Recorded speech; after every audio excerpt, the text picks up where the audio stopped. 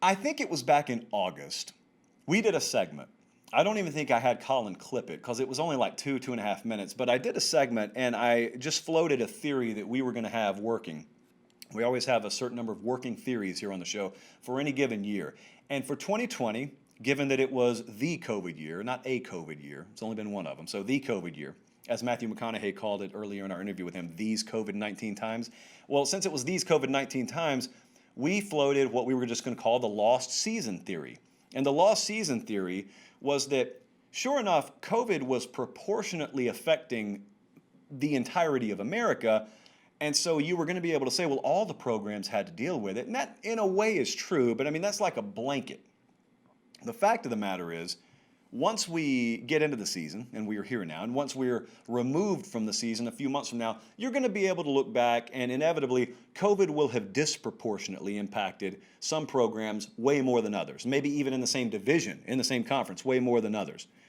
And excuses are going to be made, and they're going to fall on deaf ears because, again, the retort will be, well, everyone else had to deal with them. That's true. You just never know. A million different minor impacts on top of the major impacts that COVID could have had on a program. So my point is, Penn State's dealing with it right now. Michigan's probably dealing with it right now. What do you say? Do you hold those coaches and those teams to the normal standard? Or do you internally, or maybe even as a fan base, do you understand? And do you just kind of have an unwritten rule and a magic head nod or handshake with everyone that it just is what it is this year? So let's talk about some games yesterday, because I'm going to circle back around to the two I mentioned. Arkansas beat Tennessee 24-13. I don't know how many of you watched this. Probably what you saw is a halftime score of Tennessee up 13-0. And then you see the final score. Jarrett Garantano eventually landed, if you're looking at the freeze frame Colin was showing you there, and he was knocked out of the game afterwards. So I want to start with Arkansas fans, because I love Arkansas fans. They show up. That's why I love them. Last week, our best bet was against Arkansas. We took A&M, and Arkansas fans flooded the inbox, and they said, shame on you.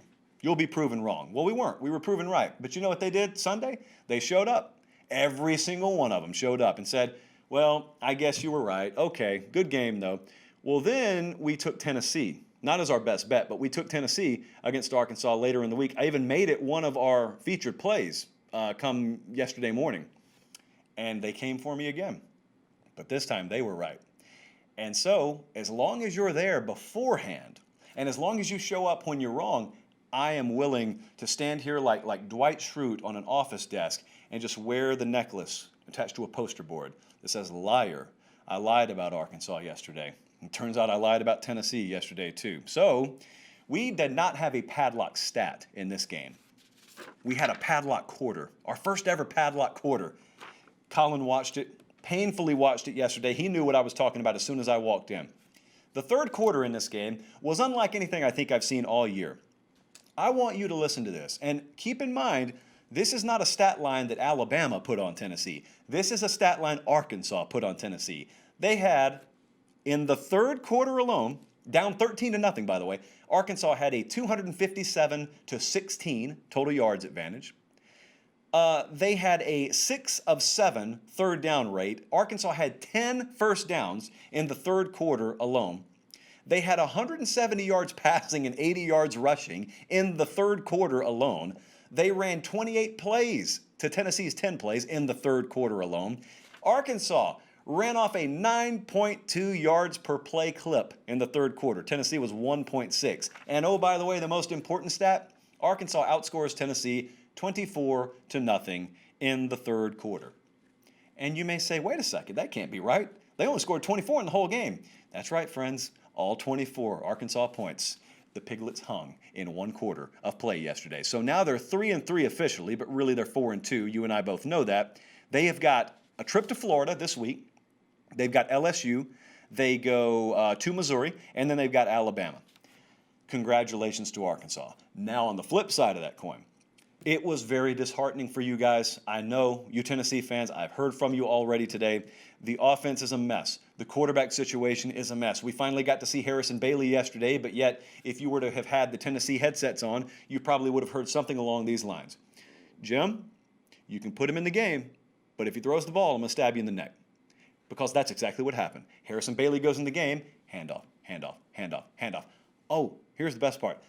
Then we get to fourth down. Then we're going to let him throw. Here's the second best part. Then we're in a no timeouts hurry up situation where we got to have 2 scores, and we're going to keep the guy least equipped to run hurry up in the game. We're not going to play him anywhere else, but we're going to play him in the time of the game he's truly least equipped to handle. So that was brilliant because, Arkansas played a blanket coverage and just left a gap over the middle of the field, basically doing everything but yelling across and saying, throw it to the middle of the field. And you know what Harrison Bailey did? Because he's about 14 years old, he threw it to the middle of the field. And then tick, tick, tick, tick, tick, tick, tick, tick, tick, and it felt like that happened about 10 times in a row. And like Bud Elliott said last night, Tennessee was on pace to tie that game with about -7 minutes left to go. And that pace never really sped up. So Bailey got in, great. The run-to-pass ratio yesterday, coming out of a bye, when we thought we may see a little bit more offensive advancement, 50-21 was the run-to-pass ratio. By the time the third quarter wrapped up, though, it was a 38-10 run-to-pass ratio. So what can we do with this game? Well, I think for the season, you got to look at it eventually, and you got to say it's a throwaway season for Tennessee. They fall right in line with kind of what you're seeing from Penn State, what you're seeing from Michigan. It's a throwaway season, but you better learn from it. Because I don't, unlike some of you guys, I'm not even entertaining this Jeremy Pruitt hot seat talk. That's not even on the back burner for me. You want to talk hot seat, we are in a second, but not for Jeremy Pruitt. But I will say this, they better learn some lessons because there is nothing they're doing right now that has a redeemable quality to it offensively moving forward. Speaking of which, it is no longer Cocktober. The calendar has turned, and it is no-win November in Columbia, South Carolina. The Gamecocks were also coming off a bye. So you figure to get a very spirited, backs-against-the-wall effort yesterday, 48-3. They got bent over by Texas A&M, 48-3. If you were to narrate this, you would narrate it, and the narrator would lean in Morgan Freeman voice and say, South Carolina was off a bye at the time of this game. 530 to 150 yardage edge for the Aggies, 26-9 first down edge, 7.4 to 2.8 yards per play edge. Totally different level of football being played right now by Texas A&M. Some of you will never be impressed when a good team does what they're supposed to a bad team. But I don't know how many more times you have to see stuff like, for instance, Michigan yesterday getting smoked, or yesterday Maryland doing what they did to Penn State. I don't know how many more times people need to see that until you understand there is a credit to be given for just taking care of business. They're playing at a different level. They are very good. Texas A&M is a very, very good team. Kellen Mond, another day with no turnovers. 16 for 26, 224 yards. I thought he played the best game he's played of his career last week. Played pretty good last night. So Texas A&M, they got to go right back out on the road to Tennessee again this weekend. It's going to be another take care of your business type deal. They're favored by 13. A lot of you think that number's too low. They're in a double do-down spot, so I don't know that we're going to touch it this week. But as for Will Muschamp, there were some rumors floating out there today. Someone, I don't know who it was, suggested he's getting fired today. I can pretty confidently tell you that's not happening. I tweeted that out earlier, at Late Kick Josh, if you're not already following me. But I don't argue with someone who would suggest it's inevitable at this point. I think that our buddy J.C. Sherbert over on the Big Spur pretty accurately described it as the arrows are out, and that was due to sourcing that he has very close to the program. So, Sherbert's very close to South Carolina, a lot closer than I am, and they understand what's going on over there. I just don't know that you look at yesterday's result, and the last thing you had seen before that was the LSU game. So I don't know how you look at these results, and it even leaves a doubt anymore. If these were competitive, it's one thing, but I don't know where they're going. And like I told you with Muschamp long ago learned how to handle a loss. And when I say handle it, I mean sort of the PR tactic of make sure not to run so they don't chase you. So he gets in his post game yesterday and he does the same, we got out-coached, out-physical, and great, okay, but it's like the 19th time we've heard it in the past 2 years, so that's gotten a little old.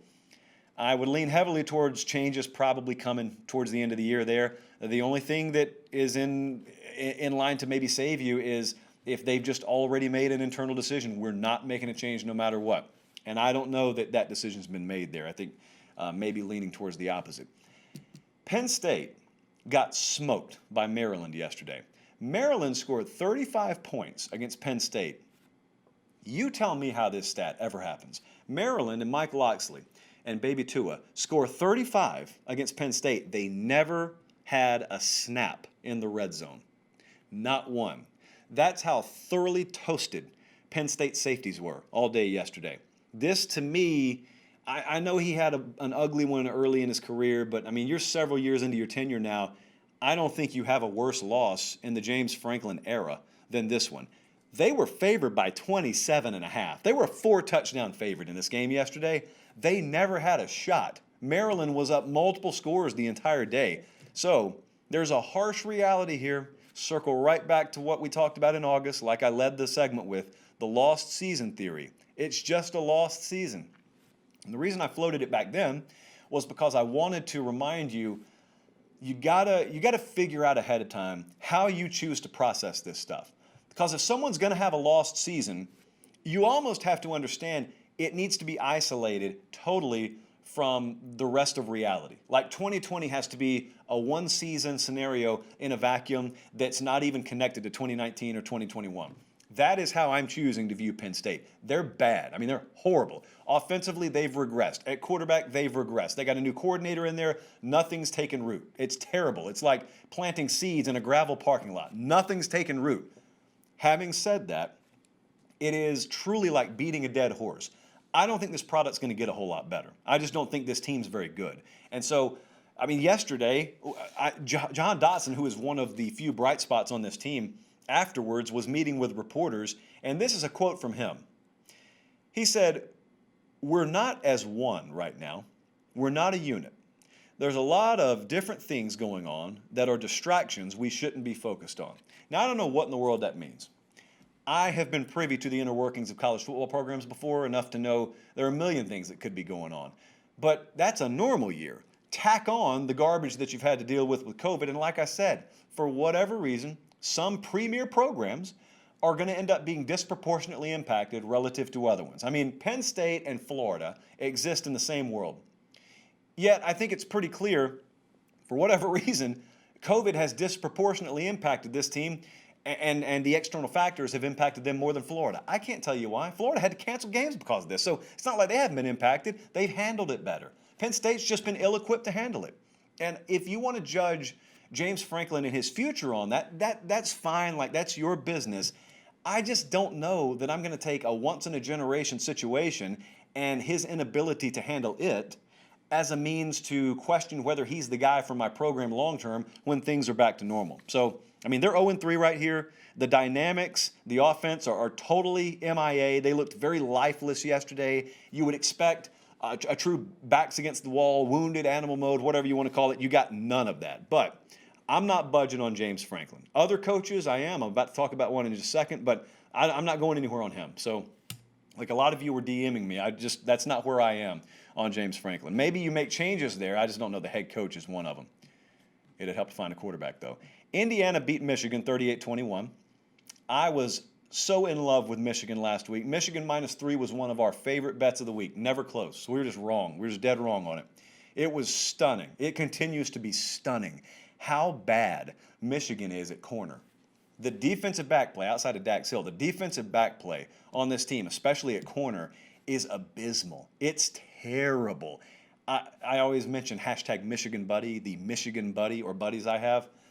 They were lighting up the phone last week. They were saying, even against Michigan State, we cannot play the defense Don Brown wants to play because we don't have the talent or even anything comparable to talent at corner in order to play this stuff. And he puts his guys out on islands, and they just get abused. And yesterday, they got abused again. And I want to remind you, this is not Ohio State and Alabama they're getting abused against. Like, they played Alabama back in the Verbo Citrus Bowl. I was down there for that. Got the sunburn to show for it. Okay, if Jerry Jeudy does that to you, that's one thing. Who in the world in this viewing audience, outside of East Lansing and Bloomington, know the receiving units for Michigan State or Indiana? And no one knows. It's not disrespect, but no one knows. And if you've watched this, it's not calculus. It's just basic math. It's ABCs. If you get in trouble, just throw the ball up. That was it. That was the strategy. Just throw the ball up. You'll either catch it, or they'll yank your shirt off trying to prevent you from catching it. You'll get the PI and you get the first down. That's as easy as it is to beat Michigan right now. It's so embarrassing and kind of sad to watch. I don't know how it gets to that point, but it's at that point right now. So that combined with the fact that in the year 2020, Indiana is outrushing Michigan 118-13. Like that's an actual stat. Not after the first quarter. The whole football game yesterday, Indiana outrushed Michigan 118-13. Missing a couple of offensive linemen. I know, tough. Is that the gap between you and Michigan, or you and Indiana? Is that what we're saying? Well, we're only really two offensive linemen better than Indiana. No one's thought that before now. So Indiana's not a bad team. That they beat Penn State, they've beaten Michigan now. It's not a bad team.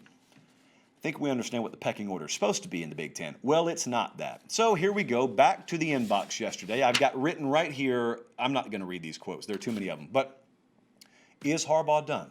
That's all anyone wants to go to after someone loses a game, and I understand it. The difference is most of the time it's an outside observer. Well, this time it's a bunch of Michigan fans suggesting it to me. Is Harbaugh done? Is Harbaugh done? I don't know that. Now, his contract situation is a little bit different. They haven't extended him.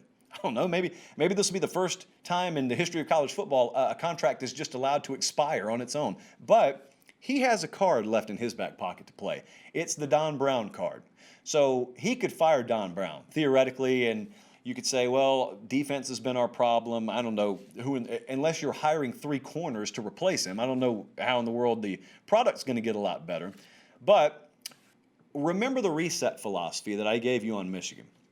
And the reason I've been hesitant to buy into this is Harbaugh's last year, whatever, is because he at least has made a cognizant effort to hit a reset button offensively. It's not a microwave, okay? You don't pop the thing in and 2 minutes later it comes out and you're hanging 55 a game. It's going to take a while, but Jim Harbaugh has at the very least committed to changes offensively. Do they have the right quarterback for it right now? Probably not, but do they have the wide receiver talent for it? Probably not. But at least they're trying to work towards it. So I haven't necessarily been on board to the degree that a lot of you have with saying, let's dump this guy. Having said that, would it shock me at the end of the year if he was gone by their choice or by mutual choice? No, it wouldn't shock me at all. There's not a lot of energy you feel about that program, and it's noticeable. It's palpable. I'm not even around the program. Know some people who are, but I'm not around the program. So I know we're in the weeds right now. We're in the weeds of the season. Everyone's emotional. That's why I tried to cover this in August, before toe met leather, and I tried to ask amongst ourselves, what are we going to think about this? How are we going to process this year? It's not a matter of if. It is a certainty that there are going to be premier teams somewhere. Don't know which conference, don't know which coach. Some of these teams are going to be terrible this year.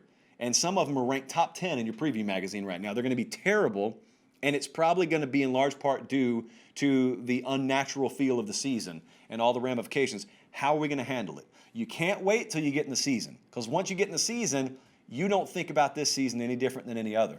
So you hold coaches to the same standard, and you have the same expectation you do in a normal year. And if you do that, you got 47 coaches getting fired out there.